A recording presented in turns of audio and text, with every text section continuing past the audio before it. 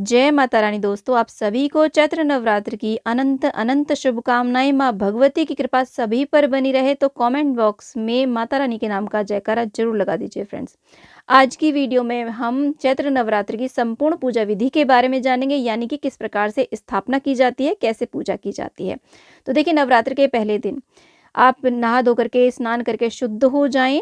अच्छी प्रकार से जहाँ भी आप चौकी लगा रहे हैं वहाँ पर भी अच्छे से साफ सफाई कर लें और चौकी के ऊपर आप ऐसे लाल रंग का वस्त्र बिछाएं और फूलों का आसन देते हुए माता रानी को विराजमान करें। आपके घर के मंदिर में जो भी माता रानी का स्वरूप है ना, मूर्ति है तो मूर्ति को विराजमान कर लें, अगर फोटो है तो फोटो को विराजमान करें। मूर्ति है तो आप पंचामृत आदि से प्रॉपर स्नान कराएं तब विराजमान करें, और अगर आपके पास तस्वीर है तो गंगा जल से साफ करके विराजमान कर लें। इसी के साथ में गणेश जी की भी स्थापना करें। गणेश जी की फोटो है या मूर्ति है तो उन्हें रख लें, नहीं तो आप सुपारी से भी गणेश जी की स्थापना कर सकते हैं। देखिए, नवरात्र के 9 दिन के लिए कलश की स्थापना अनिवार्य रूप से की जाती है। तो आप कलश ले लें, मिट्टी का या किसी धातु का भी ले सकते हैं। कलश के कंठ में ऐसे मौली कलावा बांध लें और कलश के ऊपर आप स्वास्तिक बना लें। और इस तरीके से देखिए, हमने स्वास्तिक बना लिया है। माता रानी के दाहिनी तरफ हम कलश की स्थापना करेंगे। इधर की साइड तो कलश के नीचे आप चाहें तो देखिए चावल की या किसी भी अनाज की ढेरी लगा सकते हैं, या फिर अष्टदल कमल भी बना सकते हैं। अगर आप मिट्टी का कलश ले रहे हैं तो कलश के नीचे आप छोटी सी प्लेट जरूर ले लें, क्योंकि कलश जो होता है सीला रहता है, यानी कि जब हम पानी भरते हैं, इसमें जल भरते हैं तो इसमें सील रहती है, तो नीचे जो चावल होते हैं ना उसमें फफूंद लग जाती है पूरे 9 दिन में, तो हमारा मन थोड़ा सा देखिए शंका आ जाती है। तो इसलिए आप इसके नीचे छोटी सी प्लेट जरूर रख लें। और ऐसे देखिए, हमने अष्टदल कमल के ऊपर कलश रख दिया है। कलश के अंदर हमने जल गंगा जल मिक्स करके ऐसे डाल दिया। कलश के अंदर हम एक सिक्का, सुपारी, हल्दी की गांठ, कुछ अक्षत यानी कि चावल और थोड़े से हम फूल इसमें डाल देंगे इस प्रकार से। और इसके अंदर लगाएंगे हम आम के या अशोक के पत्ते। अगर आपको आम के पत्ते मिल पाए तो आम के 5, 7 या 11 आप पत्ते ले लीजिएगा। उनके ऊपर ऐसे हम यहाँ पर रोली से तिलक कर लेंगे। और टहनी अगर हम लगाते हैं ना कलश के अंदर, तो ये जो पत्ते होते हैं ना पूरे 9 दिन तक हरे भरे रहते हैं। आप चाहे तो खुले पत्ते भी लगा सकते हैं, लेकिन वो जल्दी सूख जाते हैं। कलश के ऊपर एक हम चावलों से या किसी भी अनाज से भरा हुआ पूर्ण पात्र रखते हैं और उसके ऊपर हम नारियल रखते हैं। तो नारियल को रखने से पहले हम ऐसे चुनरी या कलावा लपेट लेते हैं, और नारियल का मुख पूजा करने वाले की ओर हमें रखना होता है। आप चाहें तो ऊपर की ओर भी कर सकते हैं, लेकिन ज़्यादातर नारियल का जो मुख है वो अपनी तरफ ही किया जाता है। तो हम ऐसे देखिए नारियल को विराजमान करके हम यहाँ पर कलश की स्थापना कर लेंगे।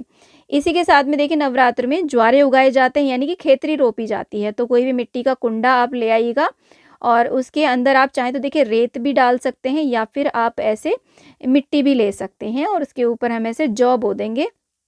कहीं कहीं पर जौ और गेहूं मिक्स करके बोए जाते हैं, तो आप दोनों मिक्स करके भी बो सकते हैं। और इसके बाद में थोड़े से देखिए जल के छींटे दे करके हम माता रानी के दूसरी साइड हम ऐसे जौ को रख देंगे। और आप चाहें तो कलश और जौ एक साथ भी रख सकते हैं ऊपर नीचे, या फिर अलग अलग भी इस तरीके से आप रख सकते हैं। तो मैंने यहाँ पर ज्वारे भी रोप दिए हैं। उसके बाद में देखिए हम नवग्रह की स्थापना करेंगे। चावलों की 9 ढेरियां लगा के भी आप नवग्रह की स्थापना कर सकते हैं, या फिर अगर आपके पास नवग्रह यंत्र है तो उन्हें आप गंगा जल आदि से स्वच्छ करके उन्हें भी विराजमान कर सकते हैं। तो मैंने यहाँ पर 9 चावलों की ढेरी बना ली है और उसके ऊपर ऐसे हमने सुपारी रख करके नवग्रह की स्थापना कर ली है।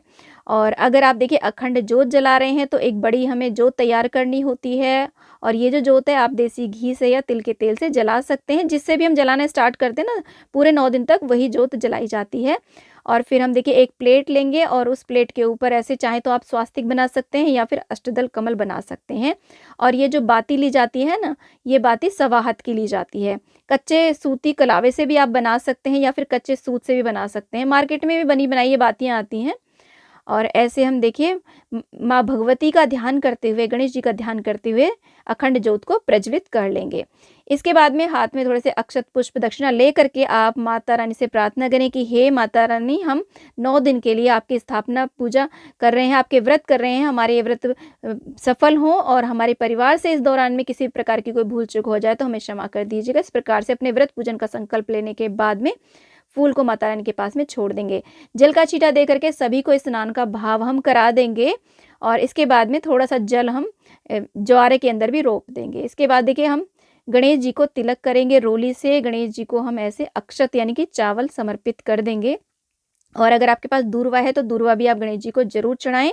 और वस्त्र रूपी कलावा, और अगर आपके पास जनेऊ है, देखिए पीला जनेऊ हो या सफ़ेद हो कोई भी, वो जनेऊ आप गणेश जी को अर्पित कर दें और फूल चढ़ा दें। इस प्रकार से फूल भी हम गणेश भगवान को चढ़ा देंगे।